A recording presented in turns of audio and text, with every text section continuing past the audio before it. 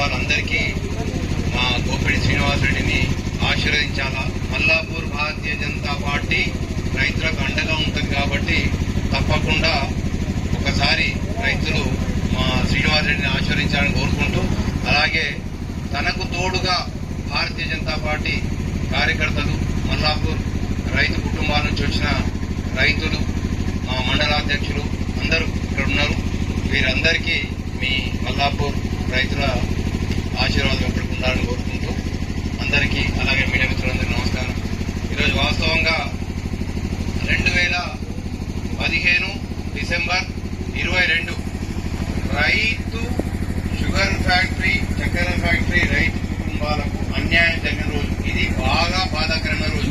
ఇది తప్పకుండా ప్రతి ఒక్క రైతు గుర్తుపెట్టుకోవాల్సిన విషయం ఇది. ఎందుకంటే చక్కెర ఫ్యాక్టరీ మూసివేయడం వల్ల ఏదైతే రైతు కుటుంబాలకు అన్యాయం జరిగిందో, ఇంతకన్నా మల్లాపూరే కాకుండా జైత్యాల డివిజన్ లో ఉన్న చక్కెర షుగర్ ఫ్యాక్టరీ రైతులకు, పండించే రైతులకు జరిగిన అన్యాయం 2015 డిసెంబర్ 22, 23 నాడు ఫ్యాక్టరీ లేఅవుట్ చేయడం జరిగిన ఇది బాగా బాధాకరమైన విషయం. ఇది ఇంతకన్నా రైతులకు జరిగిన అన్యాయం చెప్పుకోవడానికి ఏం లేదు.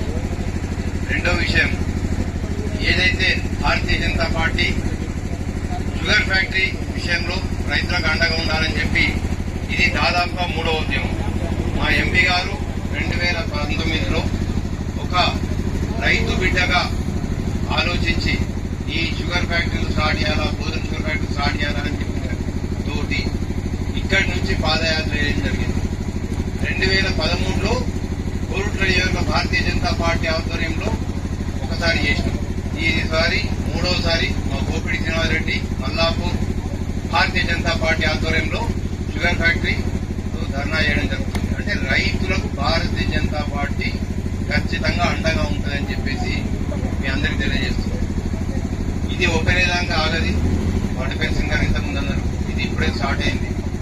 ఇట్లా ఉంటే ఏదైతే రైతు బిడ్డగా బీసీ నాయకుడిగా అరవింద్ గారు తలపెట్టిన కార్యక్రమంలో ఇదొక యాత్ర, షుగర్ ఫ్యాక్టరీ ఓపెన్ చేయాలని చెప్పి తన సంకల్పం. అలాగే బస్ కోడ్ తీసుకొచ్చింది. బస్ కోడ్ ఎంత కష్టపడరు అందరికీ తెలుసు, అందరు మాట్లాడినారు, అందరికీ తెలిసిన విషయమే. దీనికి మళ్ళీ చెప్పడం వల్ల ఇది ఉండదని చెప్పి నేను చెప్పట్లేదు. ఎంత కష్టమైనా మాట ఇచ్చారు, తీసుకొచ్చారు, మాట నిలుపుకున్నారు. అంటే అరవింద్ అన్న గారు ఒక షుగర్ ఫ్యాక్టరీ, ఒక టర్మరిక్ బోర్డు, రైతులకు ఏవైతే కావాలనో దాని గురించి మాట్లాడుతూ వస్తారు, చేసుకుంటూ వస్తారు, కమిట్మెంట్ ఉన్నారు. మొన్న మల్లాపూర్ మీటింగ్ లో ఎమ్మెల్యే సంజయ్ మాట్లాడుతూ వ్యంగ్యంగా ఏదో అరవింద్ అన్న అంటారు.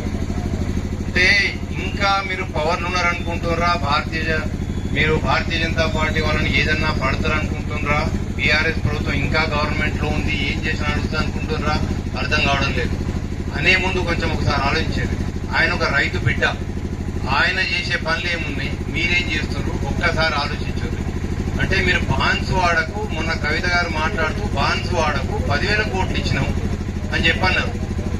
మీరేమో ఇక్కడ మొదటి నుంచి టీఆర్ఎస్ గవర్నమెంట్ ఉన్నారు, 10 సంవత్సరాలు అయిపోయింది, ఒక 500 కోట్లతోటి ఫ్యాక్టరీ ఓపెన్ చేయలేకపోయారు. ఇదే మాట మీరు రైతులను అడ్డం పెట్టుకుని 100 రోజులు తిరగకపోతే ఊరేసుకుంటా అన్న మాట మీరు మాట్లాడింది కల్వకుంట్ల విద్యాసాగర్ గారు. సంజయ్ గారు, ఇది మీకు తెలుసుకోవాల్సిన విషయం. మీ నాన్నగారు చెప్పిన మాటలు ఇవి మీరు తెలియకుండా అరవింద్ గారిని కమెంట్ చేస్తున్నారు. ఇంకొకసారి అరవింద్ గారిని కమెంట్ చేసే ముందు ఇవన్నీ మీరు ఆలోచించాలి. అంటే ఏమంటున్నాం, మా నాన్నగారు ఏమన్నారు, షుగర్ ఫ్యాక్టరీలో ఏం జరిగింది అంటే మీరు వేరే కాన్షియన్స్ ఇచ్చే తప్పులేదు. బాన్సువాడకి ఇవ్వడం చాలా అభివృద్ధి, ఎందుకంటే బాన్సువాడ డెవలప్ చేయాలనేది మంచి లక్ష్యం.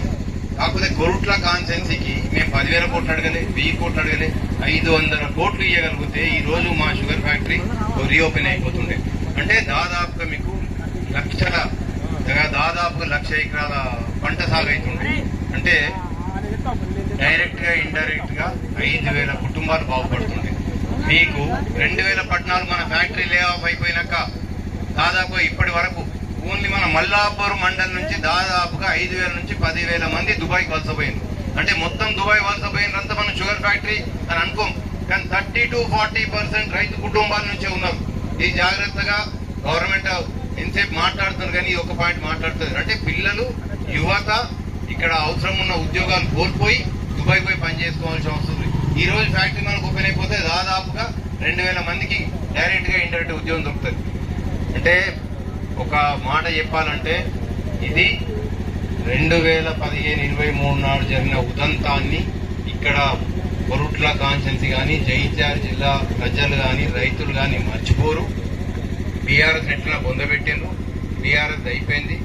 కాంగ్రెస్ గవర్నమెంట్ ఏదైతే కమిటీ వేసిండ్రో ఇప్పటిదాకా దీన్ని అసెస్మెంట్ చేస్తే 400 నుంచి 1000 కోట్లు కావాలని చెప్పారు.